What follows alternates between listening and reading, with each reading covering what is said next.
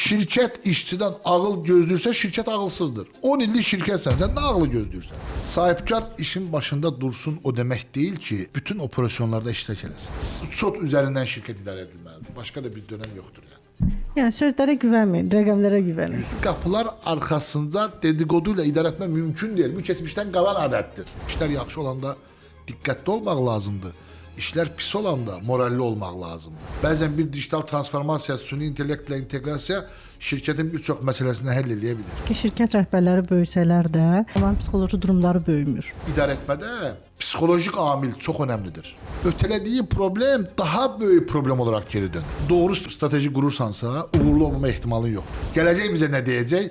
Onun hazırlığını indi eləməlidirlər. Biznesimizin geleceği ihracattır, ihracattır, ihracattır.